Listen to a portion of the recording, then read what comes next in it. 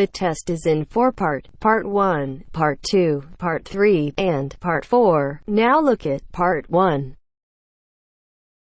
Part 1. I'm thinking of taking a year off university next year, and I'd like to travel around Europe. First, you have some time to look at questions 1 to 7.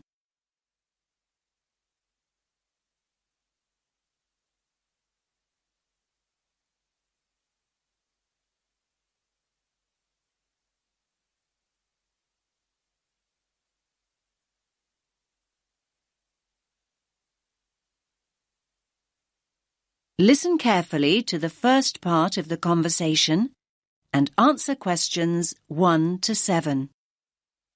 Good morning. How can I help you? I'm thinking of taking a year off university next year, and I'd like to travel around Europe. OK then.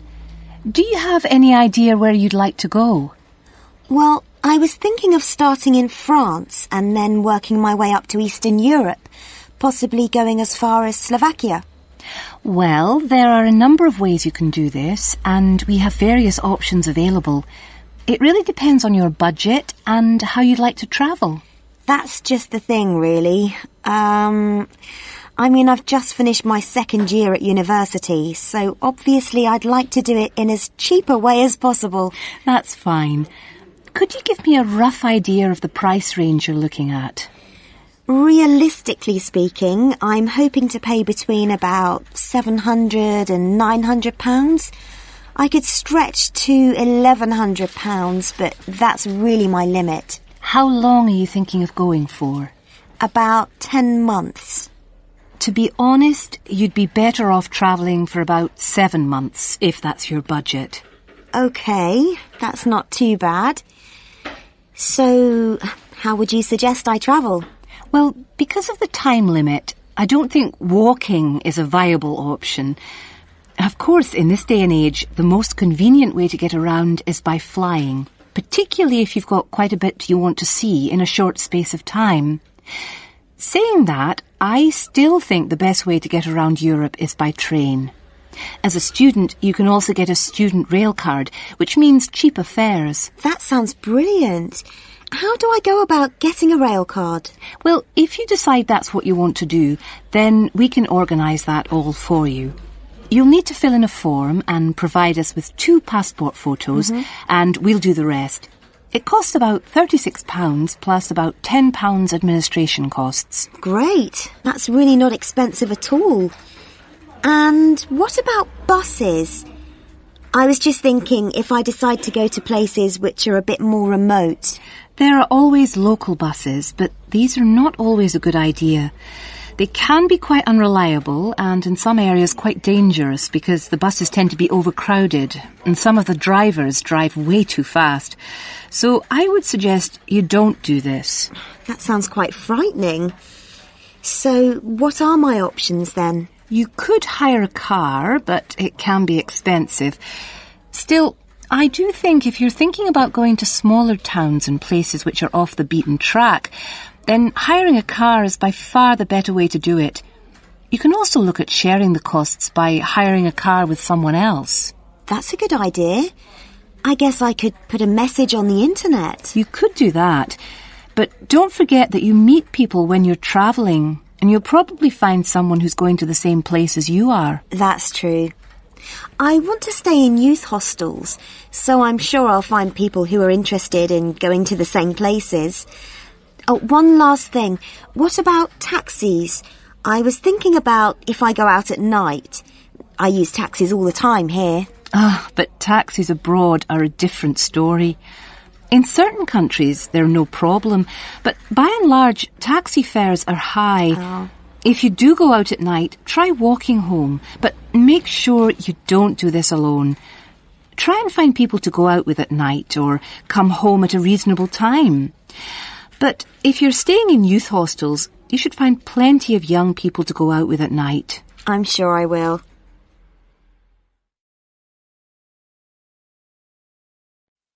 Now you have some time to look at questions 8 to 10.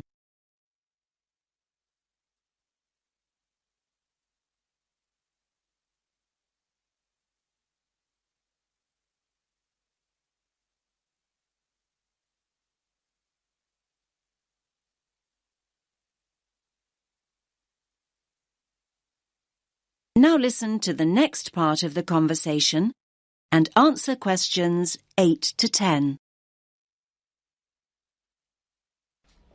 Now, have you thought about how you'd like to travel to France? Not really, no. There are basically 3 ways. You can go by ferry, which leaves every day and night, or there's the hovercraft, which is more pricey, but will get you there quicker, and, of course, you could fly. Well, I don't think flying is an option for me, as it'll be too expensive. So I suppose I'll choose one of the other 2. It's a pity, really, as I don't fancy the idea of travelling by sea. Last time I did that, I got terribly seasick. Well, you're in luck then, as at the moment there's a special deal on flights to France. Ah. In fact, a plane ticket is now half the price of a ferry ticket, which is usually the cheapest option. That's great. I'll do that then. I much prefer flying anyway. I'll need to get some details off you then. Firstly, how will you be paying? Cash, cheque or credit card? If you pay by cheque, you'll need a cheque guarantee card. I don't have my chequebook with me, so it'll have to be by credit card. Fine, that's no problem. If you could just sign over here, and then we'll have a look at flight times, and I can sort out a youth travel card for you. Fine. Oh, can I use your pen, please? No problem. Now, let's look at times. There is a flight leaving at 9 a.m. and one that leaves half an hour later, or you can choose a later flight at 11:30. No, I think 11:30 is too late, so I think I'd prefer the flight that leaves after 9. I'm not very good at getting up in the morning. No problem. Just give me a moment. Right, that's booked for you. Please remember that if you want to change this, you must give 24 hours notice or you will lose your place.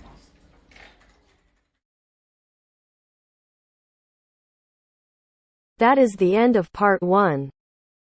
You now have half a minute to check your answers.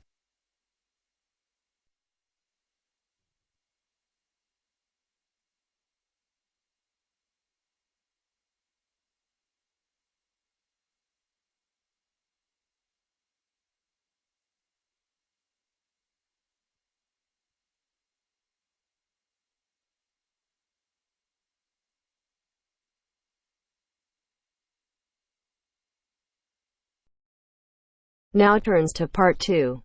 Part 2.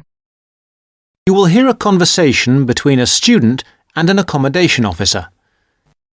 First, look at questions 11 to 14.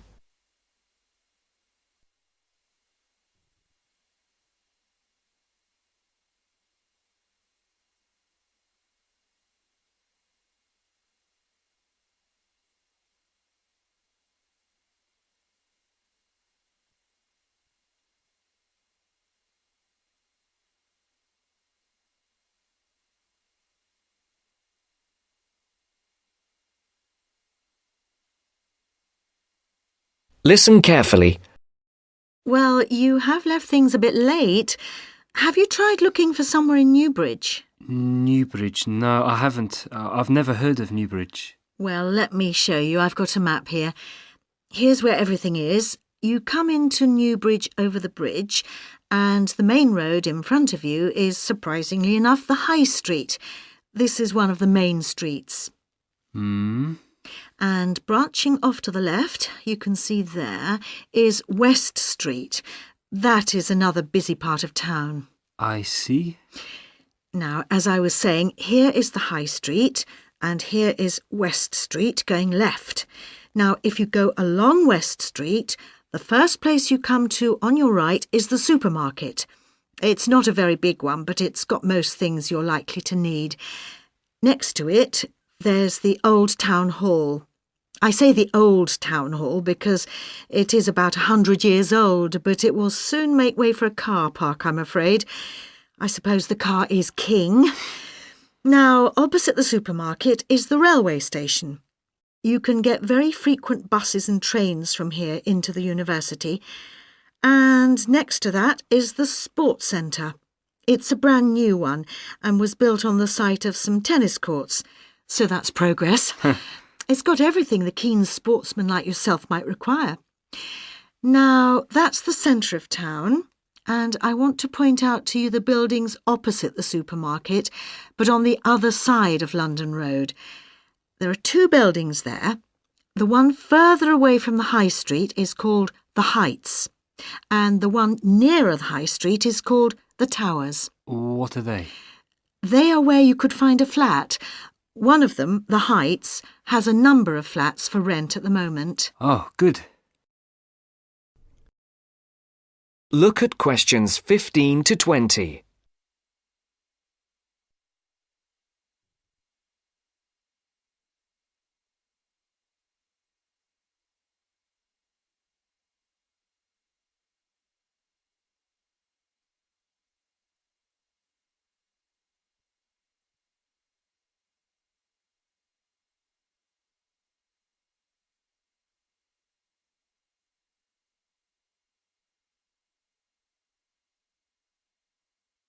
You will now listen to the second part of the talk. Now, the first one is flat 4. That's a nice flat with a balcony, and you need to apply to the Newbridge Accommodation Agency to ask about that one. You'll find their number in the phone book. Number 6 is another nice one which has been empty for a while, and you can ring the owner directly, I think. Yes, I've got her number written here. There it is. Right, thank you. Good. Now, number 8 is a re-advertisement. What do you mean? Well, it did have a tenant, but now it is for rent again, so I'd like to ask about that one. Leave it with me and I'll look into it for you. Then we can talk about it when I've got more information. OK. Are there others in this block? Yes, there's number 10. Now, this one's a bit strange. It's advertised with an agency as well as privately in the local paper. Normally, if it's advertised through an agency, you shouldn't really go behind the agency and go directly to the owner. But on this occasion, I suggest you just answer the advert here in the newspaper, which the owner has obviously put in. OK. Finally, there is number 14. This is with the New Start agency. This is an agency started by the girl who was my assistant here, and she left to make money for herself, so she's not my favourite person. But I'm afraid I would have to advise you to go through the agency anyway. Again, their number is in the phone book. All right, is that something for you to be starting with? That's great. But what kind of place is Newbridge? It's a nice place. It was developed about 100 years ago, really for people who worked in the factories around there. They were clothing factories and everyone worked in them, men, women, boys and girls. Then, when the factories closed down, things got very difficult for the town. There was a huge amount of unemployment until a few years ago when, in the telecoms boom, a company making mobile phones started up. I think your phone was made in Newbridge. And now this company employs most of the people in the town. There are new housing estates on the edge of the town, but they're mostly occupied by young families, and there isn't much student accommodation there. Most flats and so on are in the centre. That sounds good. Well, let me know how you get on. Yes, of course. Thank you. Bye. Bye. That is the end of part 2. You now have half a minute to check your answers.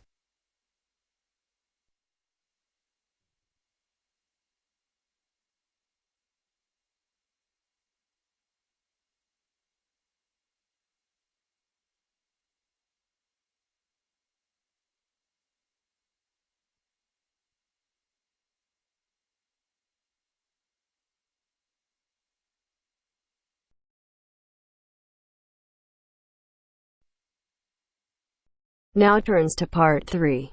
Part 3. You will hear two students, Ramil and Kirsten, discussing presenting a paper at an architecture conference. You now have 30 seconds to read questions 21 to 28.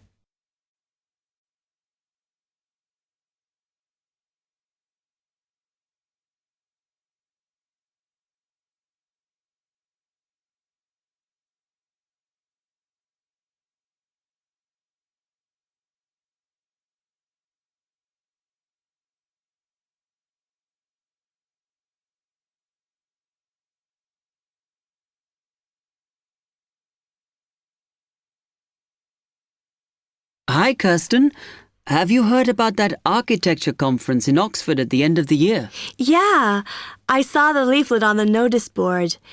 As it's my final year, I ought to try giving a paper, but I've got no idea how to go about it. Oh, I think you should go for it. I did one last year. It's quite straightforward. First of all, you need to see what the conference themes are. You know, what topics they're covering. You can do that by looking it up on the website. You need to submit a paper that falls into one of the categories they give you. Oh, that may give me some ideas. Then, while you're doing that, you should also have a look at the information on how to submit your paper. The rules, if you like, such as the length. It's important you follow those. I see. And then I suppose the next stage is to start writing it up. I'd like to use it as an opportunity to propose some future work, but I understand it must be based on current work.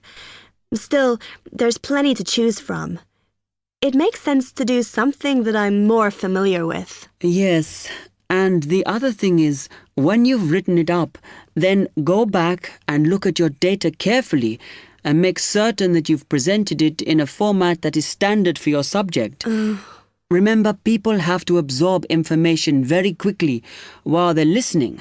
Don't make it too complicated. Okay, well, I reckon that'll take me about a month to get that sorted. Then the next thing I have to do, I guess, before I send it off to the conference organizer, is give the whole thing to the events officer so that he can look through it and see if it all makes sense and is okay. Yeah. Remember to warn him that it's en route so he can fit it into his schedule. Oh. Then you're done, really. All you have to do after that is to go through it and sort out any changes you need to make. Then finally, you can submit it. You can do that online. Phew, good. Then I just wait to hear, I suppose. How long does that take? It depends, but usually about 6 weeks. Oh. When you hear if your paper has been accepted, then at that stage, it's worth giving them a list of any technical things you need when you actually give the talk. A screen or video players or that sort of thing. Okay, but that's a long way off. And I know that if my paper is accepted, then at that stage, I have to give them a short text about myself and my academic background so that they can put it in the brochure. Famous at last. Yeah. You now have 15 seconds to read questions 29 to 30.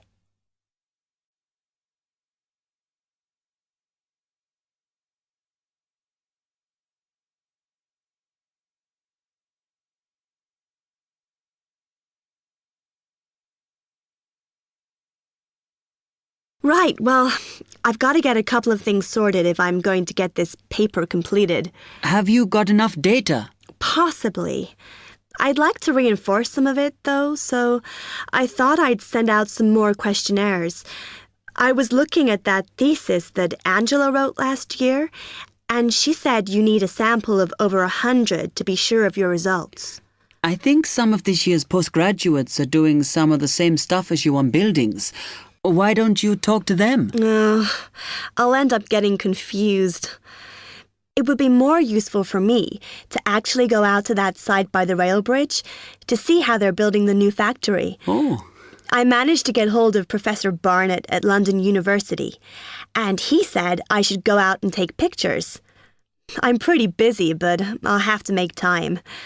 Anyway, what about you? What are your plans?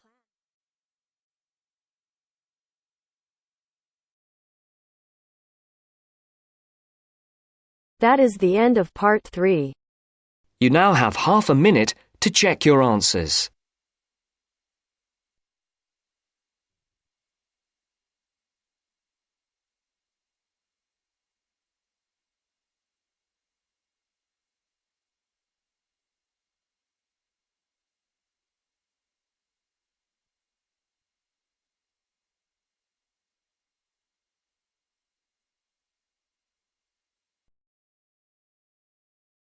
Now turns to part 4. Part 4. you'll hear a lecturer talking to students about sport in Ireland. First, you have some time to look at questions 31 to 33.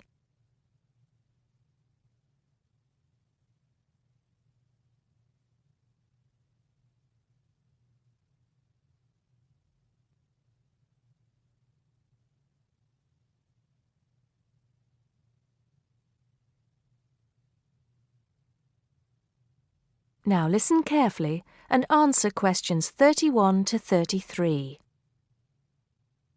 Now, today we're going to be finding out about the most popular sports in the Emerald Isle. That's Ireland, of course. Can you guess what they are? Well, there are these two lesser-played games, a form of rounders and Gaelic handball. But we'll start with one which is perhaps over 3,000 years old, arriving in Ireland with the Celts, some claim. That may be a slight exaggeration, but I consider it to be the fastest field game in the world, and it goes by the name of hurling. Well, that's what it's known as in the English-speaking world anyway. So, what do you have to do? You've got 15 players on a team, one of them the goalkeeper. Each one has a stick called a hurley. Here you are. I've brought mine along. Had it since I was at school. This is what it looks like, and basically you have to get this ball, called a sliotar, that's S-L-I-O-T-A-R, so it's not spelt the way it's pronounced. You hit it into the net for 3 points, or you can hit it over the net for 1 point. The goal looks like the letter H, with the net under the crossbar. The goalie has a bigger stick than the others to help keep the ball out. You can also catch the sliotar and run with it for 4 steps maximum, or bounce it on your stick. Is that clear to you all? I'll be showing you a video a bit later, so you can see what a game actually looks like. You might like to think of it as a mixture of lacrosse, hockey, and baseball. Oh, and it's played by women too, but it goes by the name of camogie in that case.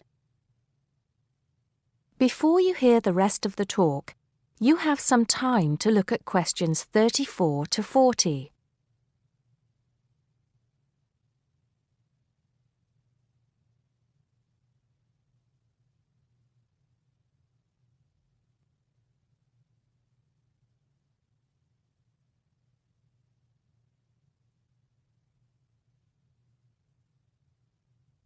Now listen and answer questions 34 to 40.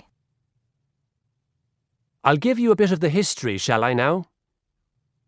Generally, the golden age of the game is considered to be the 18th century.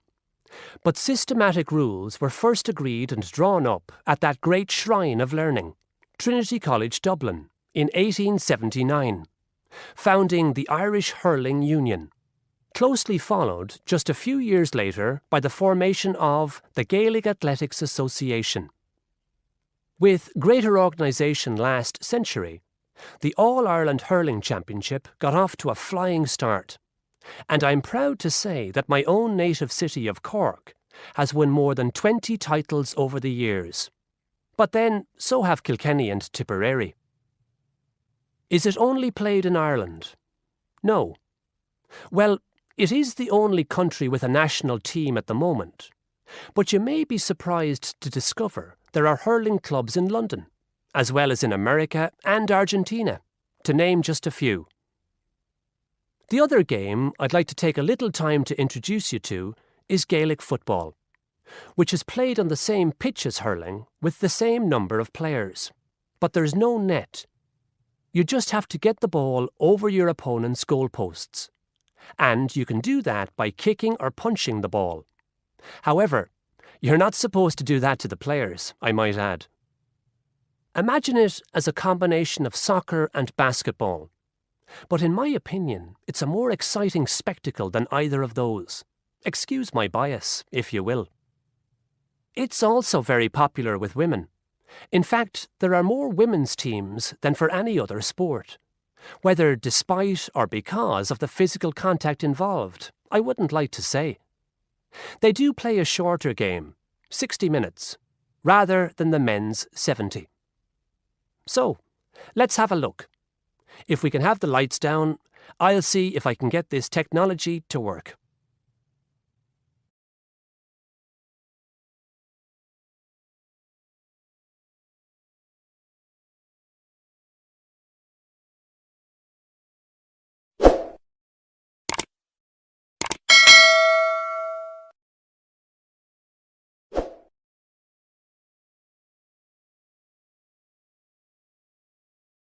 Thanks for watching. Here are other 2 videos. You can watch them as well. And if you haven't yet subscribed my channel, please subscribe it and hit the bell icon for my upcoming videos, and share these all videos among your friends.